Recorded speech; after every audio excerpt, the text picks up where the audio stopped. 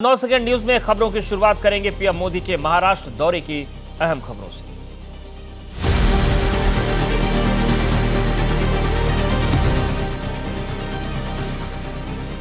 नासिक में road show करेंगे। ऐतिहासिक कालाराम मंदिर में प्रोग्राम की पूजा अर्चना के बाद 27वें राष्ट्रीय युवा महोत्सव का उद्घाटन करेंगे प्रधानमंत्री नरेंद्र मोदी।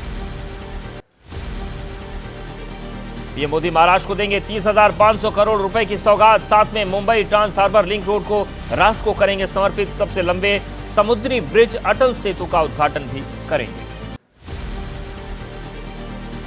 महाराष्ट्र सरकार में मंत्री गिरीश महाजन का बयान। पीएम मोदी नासिक में 1.5 किलोमीटर का करेंगे रोड शो। रामघाट और कालाराम मंदिर भी जाएंगे प्रधानमंत्री नरेंद्र मोदी।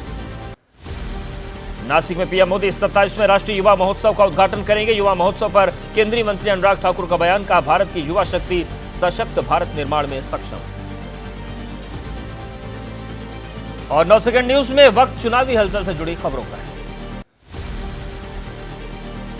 सूत्रों के हवाले से बड़ी खबर। बंगाल में कांग्रेस और तृणमूल कांग्रेस के बीच सीट बंटवारे पर पेंच फंसा। कांग्रेस के लिए सिर्फ 2 सीट छोड़ने की जिद पर अड़ी ममता बनर्जी।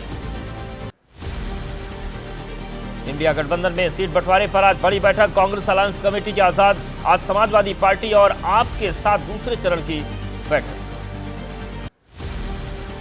सूत्रों के हवाले से खबर। सीट शेयरिंग को लेकर जेडीयू नाराज। नीतीश को पीएम फेस न बनाने से भी पार्टी नाराज। जेडीयू ने बिहार में 17 सीट पर किया दावा।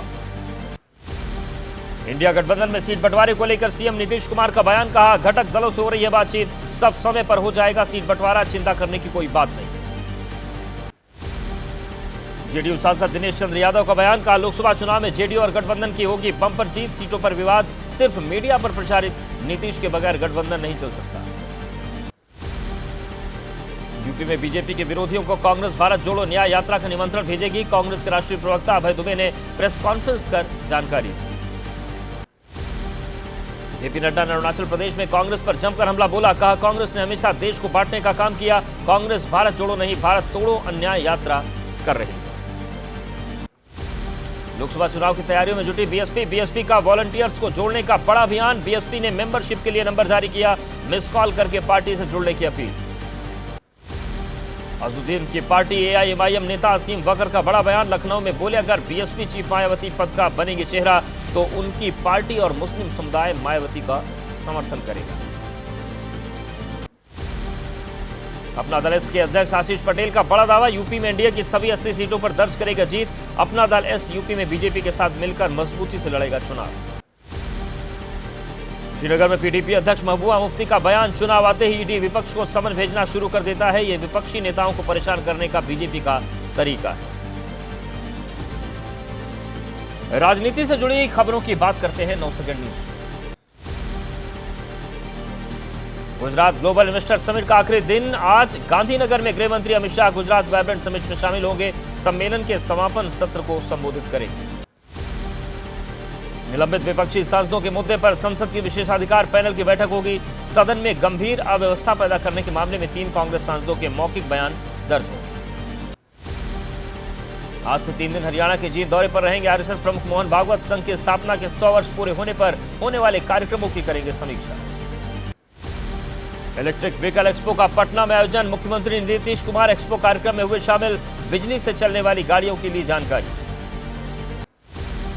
पटना के इलेक्ट्रिक व्हीकल एक्सपो में सीएम नीतीश कुमार को पसंद आई 2 गाड़ियां। सीएम ने सचिवालय और सीएम आवास के लिए 6 गाड़ियों को खरीदने का आदेश दिया। पश्चिम बंगाल की मुख्यमंत्री ममता बनर्जी ने वन नेशन वन इलेक्शन पर बनी कमेटी को लिखी चिट्ठी। प्रस्ताव पर जताई असहमति। कहा, यह देश के संवैधानिक बुनियादी ढांचे के खिलाफ। बंगाल की सीएम ममता बनर्जी ने की गंगा सागर मेले के राष्ट्रीय मेला घोषित करने की अपील। पीएम मोदी को पत्र लिखकर आग्रह किया। मेले में सरकार ने खर्च किए हैं 250 करोड़ रुपए। असम के मुख्यमंत्री हेमंता बिस्वा शर्मा का बयान। कहा, उत्तराखंड गुजरात के बाद असम में इस साल लागू किया जाएगा यूनिफॉर्म सिविल कोड। यूसीसी में आदिवासियों को देंगे छूट। असली शिवसेना वाले फैसले पर महाराष्ट्र स्पीकर का बयान। कहा, मेरे मुताबिक लोकतंत्र को मजबूत करने के लिए महत्वपूर्ण निर्णय, मैंने उचित फैसला लिया। शिंदे गुठी असली शिवसेना। महाराष्ट्र के मुख्यमंत्री एकनाथ शिंदे ने अयोध्या पर स्पीकर के फैसले को बताया शिवसेना कार्यकर्ताओं की जीत। का सत्य की जीत हुई, मनमानी करने वालों की हार हुई। प्रधानमंत्री नरेंद्र मोदी ने मुस्लिम समुदाय से मुलाकात कर अजमेर शरीफ के लिए चादर भेंट की। कल अजमेर में ख्वाजा मोइनुद्दीन चिश्ती की दरगाह पर चढ़ाई जाएगी चादर। पीएम मोदी द्वारा चादर भेंट करने पर लखनऊ में शिया धर्मगुरु यासूब अब्बास ने प्रधानमंत्री को शुक्रिया अदा किया। कहा यह हिंदू मुस्लिम एकता का प्रतीक पीएम की अच्छी पहल। जम्मू कश्मीर के अनंतनाग में महबूबा मुफ्ती की कार हादसे का शिकार। हादसे के बाद कार क्षतिग्रस्त, कार में सवार सभी सुरक्षित। महबूबा मुफ्ती और उनके सुरक्षाकर्मी कार में थे मौजूद। और अब 9 सेकंड न्यूज में रामलला की प्राण प्रतिष्ठा को लेकर सियासी बयानबाजी से जुड़ी कुछ खबरों पर नजर डालते हैं। मल्लिकार्जुन खड़गे के बेटे प्रियांक खड़गे ने कहा अधूरे मंदिर में कर रहे हैं प्राण प्रतिष्ठा। बीजेपी राम मंदिर को मुद्दा बनाएगी तो हम राम राज्य के मुद्दे पर चुनाव लड़ेंगे। कांग्रेस सांसद दिग्विजय सिंह ने प्राण प्रतिष्ठा कार्यक्रम को बताया बीजेपी का इवेंट। कहा किसी भी स्थापित धर्मगुरु ने निमंत्रण स्वीकार नहीं किया। अधूरे निर्माण में प्राण प्रतिष्ठा अशुभ। कांग्रेस नेता सचिन पायलट ने अयोध्या नहीं जाने के सवाल पर सफाई दी। कहा राजनीति और धर्म को अलग अलग रखना चाहिए। मंदिर जाना और नहीं जाना आस्था का विषय है। मध्य प्रदेश कांग्रेस के अध्यक्ष जीतू पटवारी ने कहा प्राण प्रतिष्ठा के बाद कांग्रेस के 1 लाख से ज्यादा कार्यकर्ता जाएंगे राम मंदिर। निर्माण पूरा होने के बाद करेंगे दर्शन। प्राण प्रतिष्ठा से कांग्रेस की दूरी पर बोले संदीप दीक्षित। कहा राम मंदिर का हो रहा राजनीतिकरण। बीजेपी पहले देश को बताए कि चारों शंकराचार्यों ने क्यों ठुकराया निमंत्रण। कांग्रेस नेता उदित राज ने कहा अधूरे मंदिर का उद्घाटन अधर्मी कार्य है, इसीलिए चारों शंकराचार्यों ने भी कार्यक्रम से बनाई दूरी। रामनवमी के दिन होना चाहिए था राम मंदिर का उद्घाटन। जेडीयू नेता केसी त्यागी ने कहा सीएम नीतीश कुमार को प्राण प्रतिष्ठा कार्यक्रम में जाने का निमंत्रण मिला, लेकिन इस बारे में अब तक उन्होंने कोई निर्णय नहीं लिया। कांग्रेस के निमंत्रण अस्वीकार करने पर केंद्रीय मंत्री अर्जुन राम मेघवाल ने कहा यह देश का कार्यक्रम। कांग्रेस ने संसद में वीर सावरकर की प्रतिमा का भी बहिष्कार किया था। बीजेपी सांसद साक्षी महाराज का कांग्रेस पर निशाना। कहा जो राम का नहीं वो किसी काम का नहीं। राम कड़कड़ में है, परमात्मा के अस्तित्व को स्वीकार न करना विनाश की निशानी।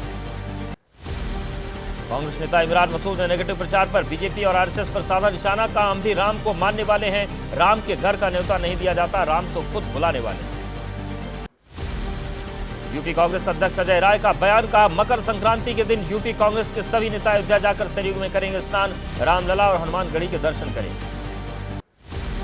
केंद्रीय मंत्री मीनाक्षी लेखी ने निमंत्रण ठुकराने पर कांग्रेस को आड़े हाथों लिया। कहा भगवान राम को नकारने वाले चुनाव आने पर क्यों जाते हैं मंदिर, जनता इन्हें सबक सिखाएगी।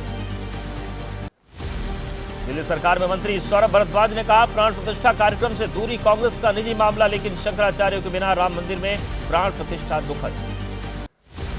असम के मुख्यमंत्री हेमंत बिश्व शर्मा ने कहा कांग्रेस को मिला था पापों को सुधारने का मौका, लेकिन उनकी बस छूट गई।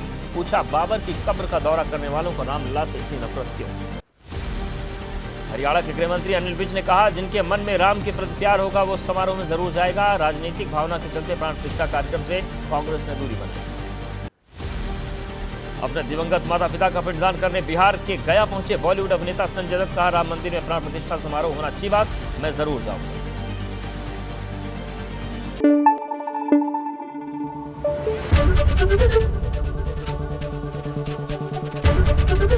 एबीपी न्यूज आपको रखे आगे।